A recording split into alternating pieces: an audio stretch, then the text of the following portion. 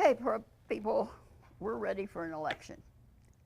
The first item that I would like to talk about, if y'all are willing to, is voter registration deadlines. You know, this is obviously a high priority election. We're seeing activity for voter registration. The deadline is 5 p.m. 5 p.m. on October the 7th.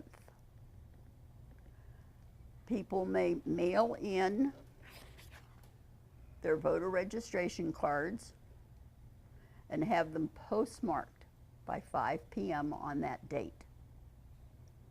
That's the drop dead date, October the 7th. They can hand carry them in.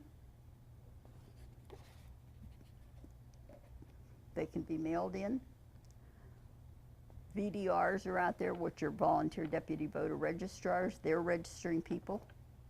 They also have a deadline that even should they register someone by 5 o'clock on the 7th, they must bring that card into us the next day so that we can have time to process everyone that we possibly can. And today, as of today, we have 1,283,302 people registered. So that's the highest number we've had here ever. And we know it will go up. It will go up a little bit as we proceed and we process what's come in. We also receive the notifications from DPS because, you know, most of our people register to vote at DPS. They can register at social services. Every library has voter registration cards. So when they say, where can I get them? You all will have all that information to give, which is terrific and helps us out on every single level. Now, we also are going to be having a mail application deadline coming on October 25th. That will be the deadline for applications for a ballot by mail. That's a little bit different because that application must be in our office by 5 o'clock on that deadline. So I want you all to see the difference. On a registration card, it must be postmarked and can be delivered. On an application for an actual ballot, it must be in this building by 5 p.m. on the 25th of October. And remember, that's also during the time of early voting. Early voting is going to start Monday, October 21, October 21st. We have 51 sites, which is the most we've had. We have some of the best voting officials. Our election judges are fantastic. They're eager to be here. We're going to have training for them at the last minute so they get all the latest. We'll see them on the 18th on Friday. They'll pick up all their supplies and they will be standing at their poll sites with smiles on, ready to welcome people on the 21st. The hours are 8 to 6. Then we'll go on the next week will be 8 to 8. So we do have extended hours for that second week. Somebody's ringing. Okay. I got it. I'm sorry, I'm so glad you all are flexible. That's terrific. I do want to take a moment now to let's talk about the actual election. Okay? We had them brought over. May I please have one of those sample ballots that's sitting there, Tracy, beside you? 2 pages. Nah, there's no. Oh, you told me not to walk away, and I didn't listen. Did you get them all? He's gonna help. That's me. That's me. There's another one. I apologize, guys. I did exactly what you told me not to do. Not sure who this is. Hmm? I think that was just sitting up here. That was just sitting there. Let's see here. Let's see where you're at. See, you can't get me to do anything. I'm sorry. Okay. Oh, mine stayed here. Okay, that's good. Just smack me. No, I'm sorry. We can't take you anywhere. I know, I'm sorry. And it's early in the season. Oh my God, you know? What are we doing? But I would like, again, for the next session here is we're having an election. It's all set in stone, okay? Here in Bexar County, obviously, we're going to start with president. We're going to run all the way down on the back of this ballot to the constable's race. Then on this page, we are starting with the City of San Antonio Charter. They're having that special. Oh, okay. Oh, the paper is, okay. So we have the City of San Antonio Charter. That's page 1. But I would like to bring to everybody's attention, we have a complete page 2. Because remember, there are tons of entities that share this ballot. So we have little cities, we have school districts, East Central's having a bond, Schertz is having a charter amendments. So we want the voters to be informed before they go to the polls. Okay? And so on the back of the sample ballot, which can be found on our website, do you see the large QR codes? We want you all to help us get the voters used to this so that they will scan the code. It will take them to our website where they will get their individual sample ballot. Because obviously, everyone's not voting on everything. So that's why we're hoping that the voters will be prepared before they get to that place to come and vote. Because it's going to be a long time for them if they're looking at it for the first time. So again, the first page is the presidential ballot. The back of the first page are the county candidates and the City of San Antonio Charter. Page 1. Page 2 has East Central, it has Schertz, it has Edgewood. We have Bexar County Water District in Windcrest. We have Sandy Oaks. We have Kirby, and we have Converse. So as you can see, now the voters will understand that if you're in Converse, you're going to get all of the federal election all the way down to constable, and then you'll have this little bit because you're not eligible for the San Antonio election. So that's why for us it's so important that everyone go and find their own individual ballot that will have only the people that they will be able to vote for. Because again, what we see is if they pick up our general sample ballot, which is on our website,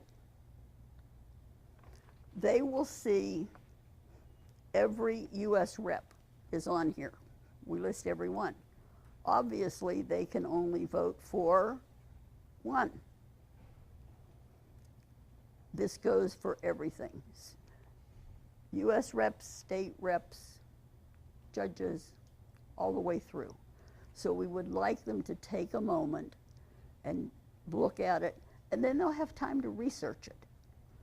And then what they are permitted to do is to bring this sample ballot with them to the poll site. So they can bring it in with them to the booth. Because not everybody's going to remember who they want to vote for in all of these races. So that's what we're hoping for, that they can take this information in with them to facilitate that vote so that they don't have to read the charters word for word. They obviously are welcome to, but it will slow the lines down. We are expecting lines, so it will slow those down. Now I have my staff members here, and what we would like to do, if you'll allow us, is to show you how to vote. We would like to take and have you all shoot the entire ballot that's here. We're going to bring up a ballot just to show you how many pages it would be. We're not voting for anyone on the real ballot. You'll see we'll just cast a blank ballot. But we want to scan through those pages so that you all will have a number to share with the voters, to share with all your viewers that, you know, look, this isn't going to be get in there and 1, 2, 3 and you're out. This is going to be many pages. And then we have our, what we refer to as our play ballot, our training ballot. So if any of you really want to see how it works, you're more than welcome to do that. We just appreciate that we're going to get as much information out right now as we possibly can. Okay? Do you have any questions before I take all this off and let my guys? The record, there's a record, you said over 1 million people registered to? 1,283,302. Record for you? Record for Bexar County. When we had the presidential election in 2020, we know that was during COVID, we had registered 1,188,000.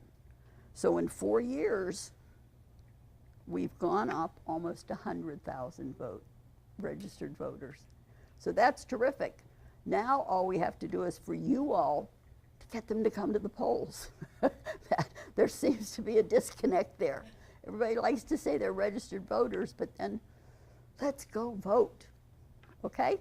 What is the difference in that? Pardon me? Voter registration versus the people that actually go and have to vote. Do you know what's been the difference lately? What's been the average? Yeah, well, I brought my notes.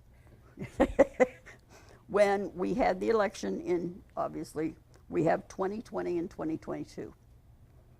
In 2020, we had 773,000 people vote, which was terrific. But in 2020, we had 1,188,000. So we had a 65% turnout. Because obviously, the higher you raise your voter registration numbers, the lower your turnout will be, percentage-wise. So in 2022, we had a really good turnout. In 2022, we had 1,230,000 registered. So you had see, we went up by 50,000. But our voters dropped to 543,164. So we had a 44% turnout. What are you expecting this year? Our crystal ball is just a little bit, you know, still wonky, but we're preparing for 900,000. That's what our planning, that's what we do in our meetings, that's the supplies we're ordering. What's the percentage roughly We're, you know, we didn't do that, I'm sorry. Right. I'm sorry, I'm sorry. That's okay. We just took all these numbers and again, our guidelines from the election code are you look to the last like election, you pay attention to what your voter registration number increases in those 4 years, and then you add 25%. We'll see. We'll see. We are not seeing those numbers apply for mail ballots today, through today. Again, with the numbers we have, in 2020, we had 121,000 applications. When we did 2022, we had 55,000 applications. Now, that's not return ballots. That's us putting them out because that's the only thing I can bounce off right now. Today, we have 32,812 applications in-house and are processed. So as you can see, that's why I say the crystal ball gets a little bit cloudy. Does that mean more people will come and vote in person? We hope so. But again, remember I told you October 25th at 5 o'clock, mail ballot applications have to be in here. So this number will still go up for another 3 weeks.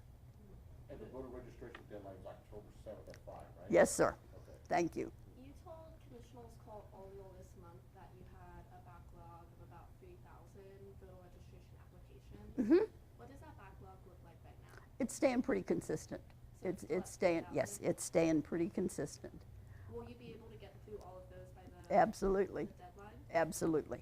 Again, October 7th comes, then we're going to have a good 2 weeks to make sure it all gets in Got it. before the rolls are. And because of the way we have our sites for early voting and for election day, the database we have is a living database. And so we can be making changes up until the day before or adding people. So we're real pleased with the system we have. You can keep on making changes until the day before the election? Sure, if there's, again, if there's changes, you know, if we have a late mail ballot person, we have a late application that came in, we have the ability to update any record that goes in and out, because again, my team, my magic team, will load every one of our 400 laptops, which is, and we take it right down to the wire before we cut that database. And again, I'm talking too much, but I want you to know that for anyone who is voting, if, for instance, as we've had every single election, the power goes out at some facility, our laptops in the database that we have will continue to run on power. We have battery backups, and we will continue to be able to vote based on everything we have. So we've got our fail-safe in there. We've got our checks and balances, and we test them and test them and test them. Tracy? Sorry. You said that the applications for mail-in ballots was 121,000 in 2020, and then they dropped to 55,000 in 2022. Did state law change to tighten the eligibility for mail-in ballots in 2021? Is that why the drop was so steep, do you think? We don't know. There was, Tracy, there was SB1 that came in, but it tightened the mail ballot applications and the voter registration at the same time, where anyone who's registering to vote must give us their TDL or the last four of their social. And they have to put those on both documents. We need them on the voter registration card, because the mail ballot applications that we get, we must compare to what we have on our voter registration rolls. And so that may have been a part. It may have been just the fact that 2022 was not 2020. It wasn't COVID. Okay.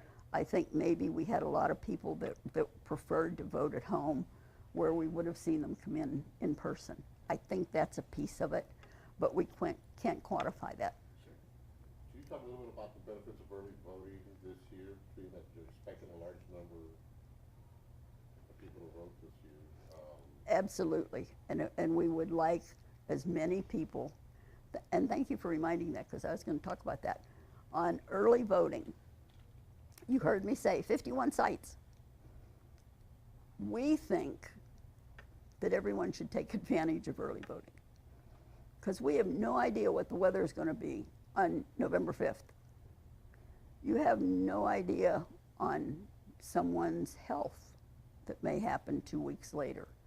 So if you're ready, willing, and able, we would like you to go vote in person.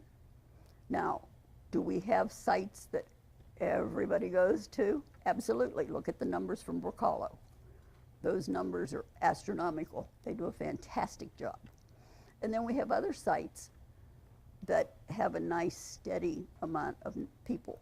So what we would love to suggest to all of our voters is that they check our website. Every single night before we leave, we post on our website how many people voted that day. And we put it there by site. So you can see that, 1,300 people voted at Brook Hollow. And if you look down the street, we have Somerset, we have Palo Alto. They may have had 100 people that day. So for a lot of people, if they look at those numbers, they can say, maybe I'll drive 15 minutes longer because I won't have to stand in line.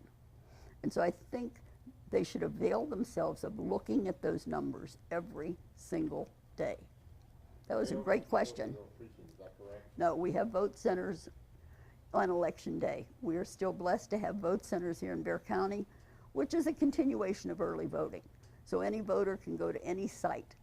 And again, if they pay attention to those numbers, they'll know where our busiest sites are, your Lions Field and your Brook Hollow and those sites. And then you'll see where the average sites are, and then you'll see where our lighter sites are.